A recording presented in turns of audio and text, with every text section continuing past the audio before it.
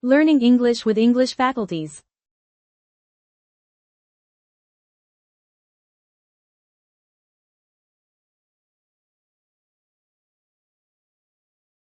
Hey everyone, a very warm welcome to all the literature students joining us for today's explainer. We are going to dive deep into one of the absolute most masterfully tense moments in all of English literature, Act 1, Scene 6 of Shakespeare's Macbeth. Now, on the surface, this scene just looks like a polite royal arrival, right? But beneath all that, it is a total masterclass in suspense. Today we're going to unpack the core tension of this scene, the incredibly tragic irony of this benevolent king, Duncan, just willingly walking right into a deadly trap. All right, here is our roadmap for the session. We'll start with the welcome to Inverness, then look at the illusion of peace, the fascinating imagery of the Martlet, the deceptive hostess, and finally, tragic irony and fatal trust. Our big overarching theme to keep in mind today is appearance versus reality. So let's jump straight into part 1, welcome to Inverness. Let's set the scene, because there is a massive tonal shift here from the dark, claustrophobic vibe of Lady Macbeth's earlier invocations to this very expansive, airy royal arrival outside the castle. Okay, before we actually look at the text, we absolutely have to lock down a core concept for your studies, dramatic irony.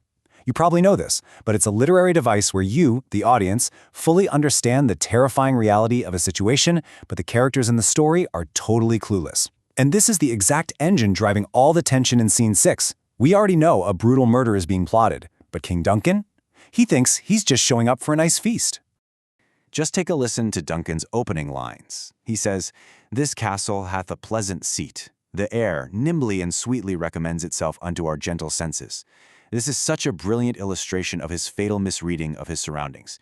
He genuinely perceives the atmosphere as welcoming and peaceful, which is just a heartbreaking juxtaposition against the murderous intent that we know is hiding right behind those stone walls. That brings us nicely to Section 2, the illusion of peace. Let's break down exactly how Shakespeare uses sensory and atmospheric deception to manipulate both the characters and us, the audience. If we look really closely at Duncan's specific vocabulary, it is just loaded with tragic irony. He uses the word seat, which technically denotes a physical military fortress, but he's interpreting it as a welcoming sanctuary. Then he describes the air as acting nimbly, giving it this refreshing, life-giving quality. And finally, he mentions trusting his gentle senses. He truly believes the universe is in perfect harmony with him, tragically unaware that his own senses are completely betraying him. Talk about a massive contrast, right? Duncan is out here feeling heaven's breath on a pleasant seat, but in the back of our minds, we can still hear Lady Macbeth's chilling words from the very last scene, where she literally begged the knight to be wrapped in the dunnest smoke of hell. It is the ultimate clash between heaven and hell, right at the threshold of Inverness. Moving on to Section 3, the temple haunting Martlet. Here, Banquo actually chimes in to agree with the king, and he shifts our focus to the natural world and some seriously deep bird imagery. So Banquo is looking up at the architecture of the castle, and he uses these highly precise structural terms: Jutty, Frieze, Buttress, and Coign of vantage. Shakespeare specifically includes this robust vocabulary to really emphasize the sheer physical solidity and strength of the castle. But that's a trick too. This illusion of physical permanence makes the looming, horrific collapse of moral order within those exact same walls feel so much more shocking. Banquo then points out that a bird, the martlet, has actually nested in these little architectural nooks. And look at his phrasing, procreant, cradle. That symbolizes birth, nurturing, and natural harmony. The irony here is just staggering. While this little bird is busy building a cradle of life, King Duncan is cheerfully walking straight into his grave. And this bird symbolism, it is so layered. The martlet represents peace and summer. But here's a crucial detail for your notes. In Elizabethan slang, a martin actually meant a dupe, or someone who is easily fooled. Now contrast that peaceful, gullible bird with Lady Macbeth's raven, which is a bird of death, or Macbeth being called a hellkite. The peaceful martlet on the outside perfectly masks the raven-like, predatory cruelty waiting on the inside, symbolizing a total severing of natural harmony. Which brings us to Section 4, the perfect deceptive hostess. Lady Macbeth finally makes her entrance, and she delivers a manipulative performance that completely flips all expectations. Now, as literature students studying irony, you absolutely have to pay attention to how Lady Macbeth subverts traditional gender roles here.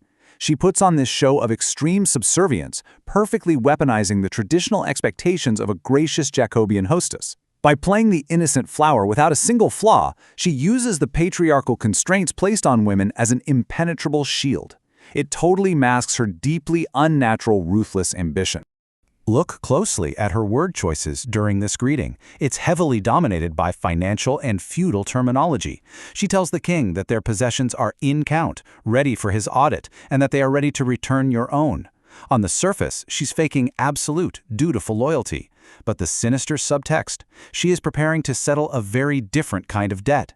She's ironically foreshadowing returning Duncan's body to the earth.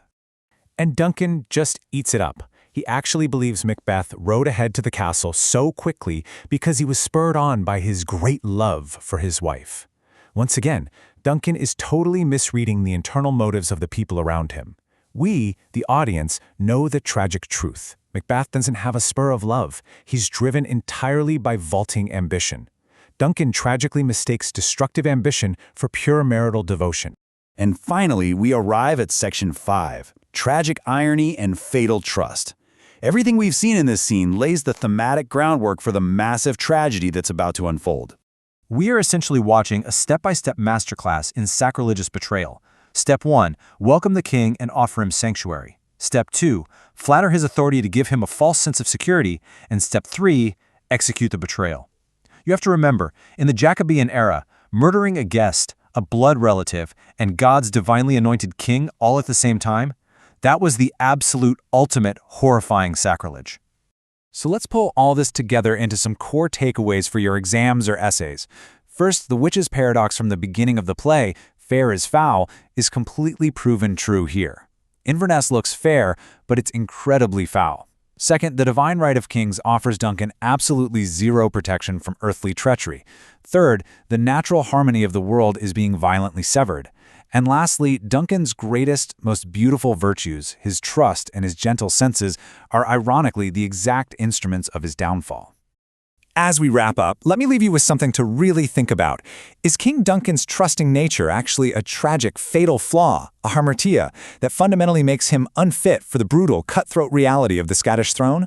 Or is it a marker of true, incorruptible goodness in an otherwise incredibly dark world? Think on that as you continue your reading. Thanks so much for joining me for this explainer, and keep questioning the text.